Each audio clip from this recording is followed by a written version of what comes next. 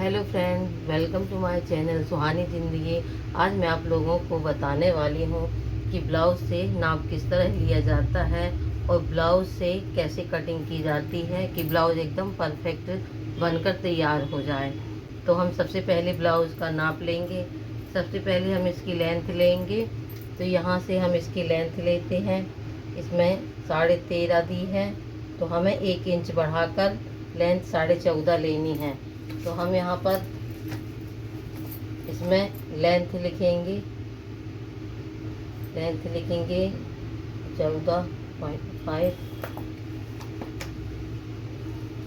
फिर इसके बाद हमें इसकी विड्थ देखनी है कि चौड़ाई कितनी है। तो हम यहाँ देखेंगे, इसमें चेस्ट आ रही है हमारी 15 इंच, मतलब 30 इंच नाप का ब्लाउज हमें रेडी करना है। यहाँ लिख देंगे चेस्ट 30 आ रही है। तो 30 को जब हम इसको 4 से डिवाइड करेंगे तो ये हमारा यहाँ पर आ जाएगा 7.5। यहाँ पर आ जाएगा 7.5 इंच। तो 7.5 इंच में प्लस हम 1 इंच कर देंगे तो यहाँ हमारा आ जाएगा 8.5 इंच। मतलब जो हमें चेस्ट लेनी है वो 8.5 इंच की लेनी है। फिर इसके बाद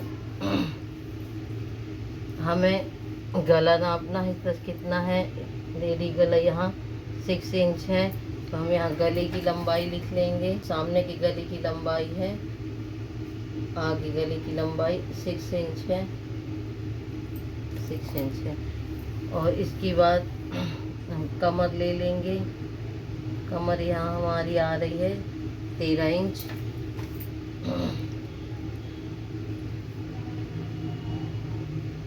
थर्टीन इंच है। इसके बाद यहाँ से हम स्केल ले लेंगे, से आर्म होल भी कहते हैं। यहाँ ये 7.5 इंच में आ रहा है हमारा आर्म होल। स्केल 7.5 इंच है। ये हो गया हमारा फ्रंट का नाप। अब हम बैक पार्ट का नाप लेंगे। हम ब्लाउज को इस तरह से पलटा लेते हैं और हमें बैक पार्ट की लेंथ नापनी है। कितनी है, 13.5 ही है। लेकिन जो बैक पार्ट की लेंथ ली जाती है वो फ्रंट पार्ट से 1 इंच कम ही ली जाती है। तो हम ½ इंच कम लेंगे। तो मतलब हमारी फ्रंट की जो लेंथ है वो 14.5 इंच है। तो हम यहाँ पर बैक पार्ट की पूरी लेंथ लेंगे 14 इंच।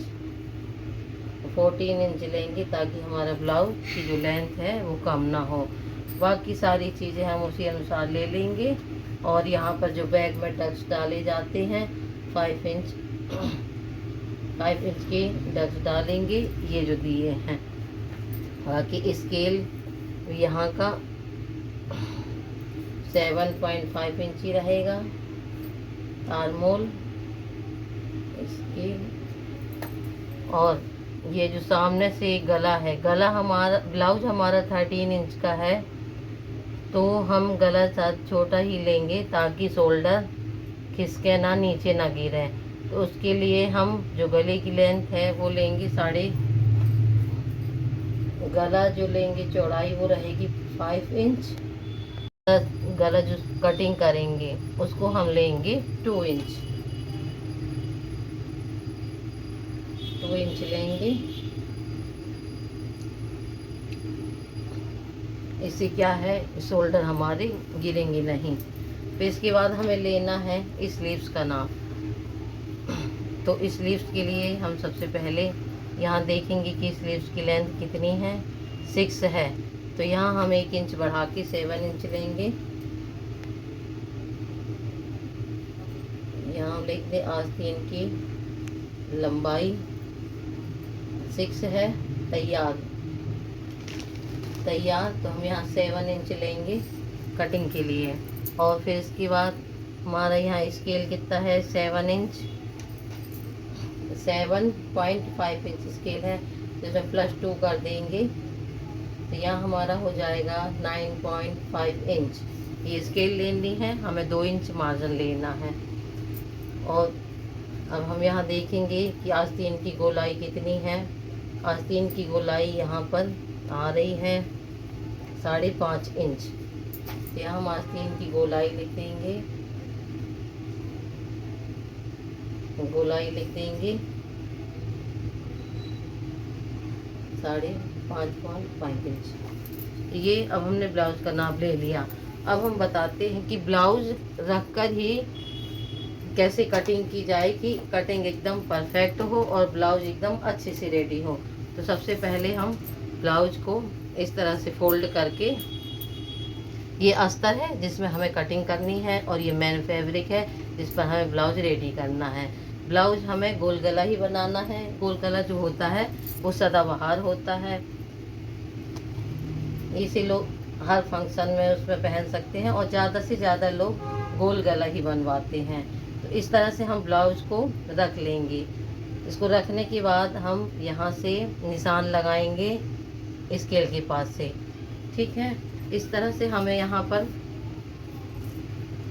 2 से 2.5 इंच एक्स्ट्रा इस तरह से हम ये लाइन को बढ़ा देंगे और एक लाइन इस तरह से कर देंगे।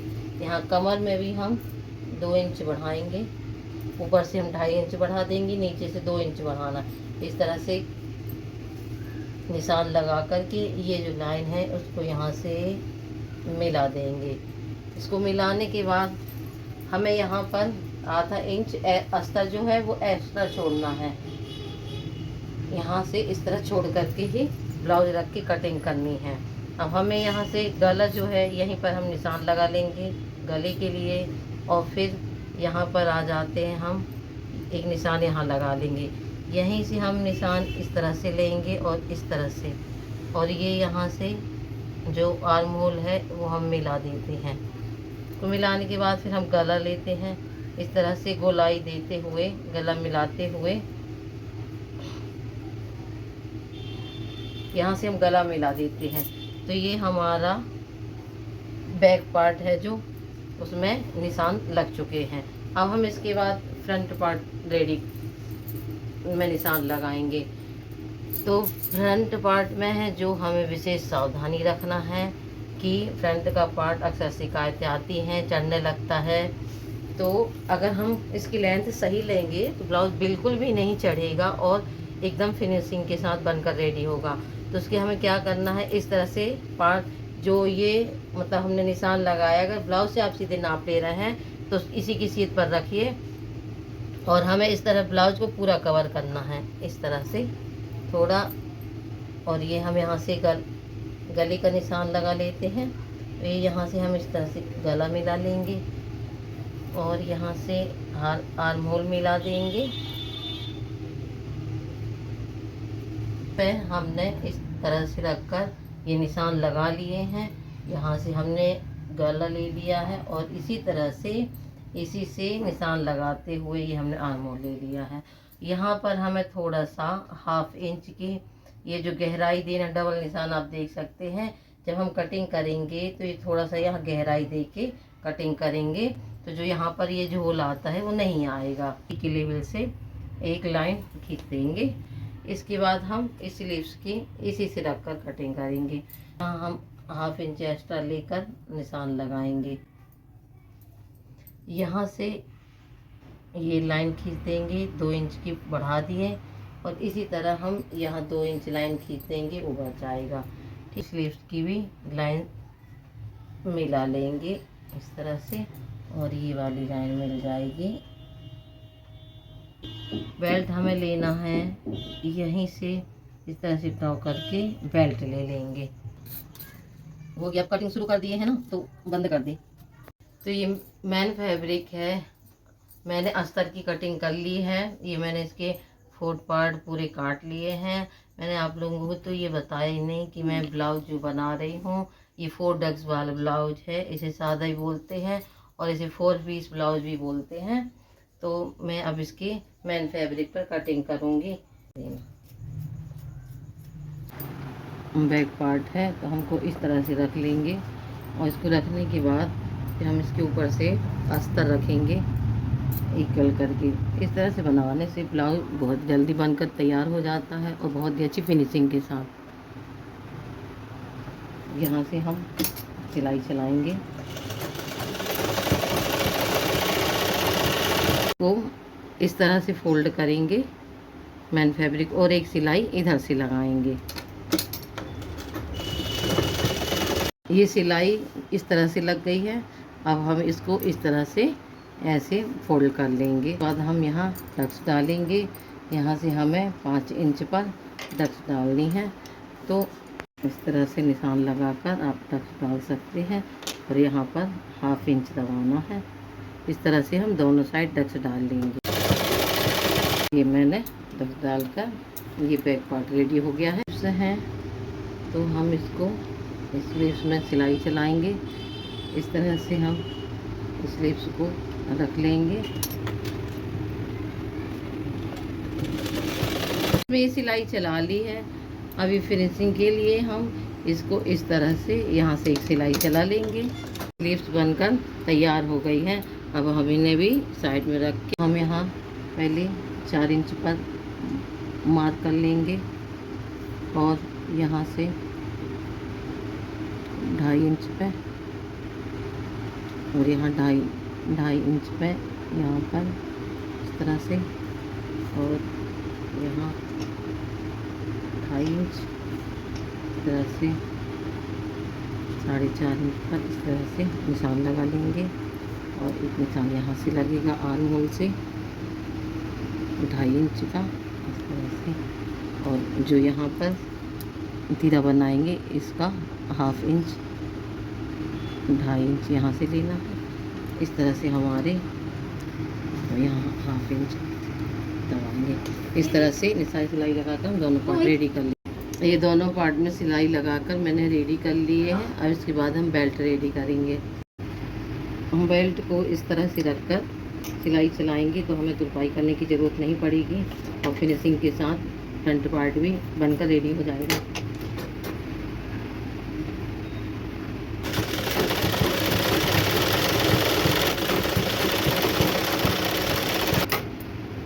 इसके बाद एक सिलाई ऐसे चलाएंगे फिनिशिंग के साथ।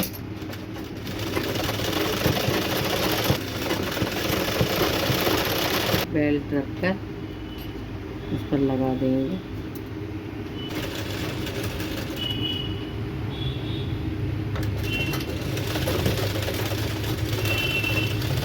ये बेल्ट लगाने के बाद एक सिलाई हम बेल्ट के ऊपर से लगाएंगे यहाँ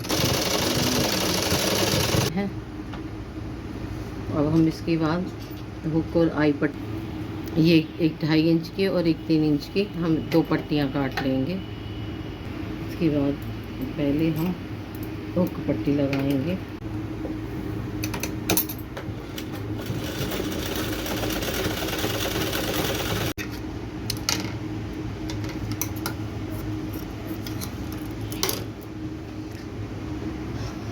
ये मैंने हुक पट्टी लगाकर रेडी कर ली है इस तरह से। अब हम आई पट्टी लगाएंगे। ये मैंने अस्तर और मेन फैब्रिक ले लिया है। इस तरह रख के हम यहाँ से फोल्ड करेंगे और यहाँ से रख कर इसको लगा देंगे। फ्रंट पार्ट बनकर रेडी है। अब हम इसे बैक पार्ट ज्वाइन करेंगे। तो इस तरह से हम इसे जमा करके और इस तरह से बैक पार्ट रख करके यहाँ से हम शोल्डर से सिलाई चला लेंगे।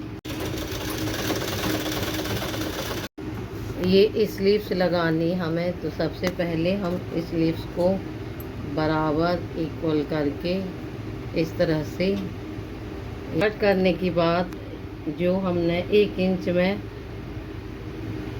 क्या बोलते हैं इसको 1 इंच में ये 1 इंच में जो हमने गहराई दी ये वाला जो पार्ट है वो फ्रंट में रहेगा। तो स्लीव्स को इस तरह से यहाँ शोल्डर में इस तरह से सेट करके यहाँ से स्लीव लगाना स्टार्ट करेंगे। स्लीव्स को दूसरी साइड भी सिलाई चला लेंगे। ये मैंने दोनों स्लीव्स लगाकर रेडी कर ली है। अब इसके बाद हम साइड से स्टिच लगाएंगे। ये ब्लाउज हमारा बनकर तैयार हो गया है। अब हमें इसमें पाइपिंग लगानी है, तो हम पाइपिंग की कटिंग करेंगे। तिरछे कपड़े में काटनी चाहिए इस तरह से। 1 से 1.5 इंच की पाइपिंग होनी चाहिए। ये इस तरह से ये पाइपिंग लगाना शुरू करते हैं।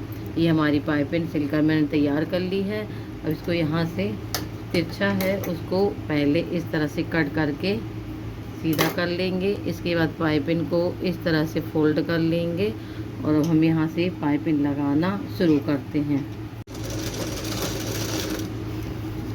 यहाँ हमें जो पाइपिंग का कपड़ा है वो हल्का सा खींचना है, बाकी ब्लाउज का जो कपड़ा है उसको बिल्कुल नहीं खींचना है। फोल्ड करेंगे और इस तरह से पाइपिंग में सिलाई चलाएंगे। इस तरह से हम सिलाई चलाते जाएंगे और हमारी पाइपिंग रेडी हो सकते हैं। ये पाइपिंग कितनी फिनिशिंग के साथ इक्वल बनकर रेडी हो गई है। ये ब्लाउज बनाकर मैंने रेडी कर लिया है। आप अगर इस तरह से ब्लाउज बनाते हैं तो आप 30 से 35 मिनट में एक ब्लाउज बनाकर रेडी कर सकते हैं। एक बार ज़रूर इस तरह से ब्लाउज बनाकर देखिए और फिनिशिंग के साथ बनकर रेडी होगा। और मुझे कमेंट करके ज़रूर बताइए कि आपको ये वीडियो कैसा लगा।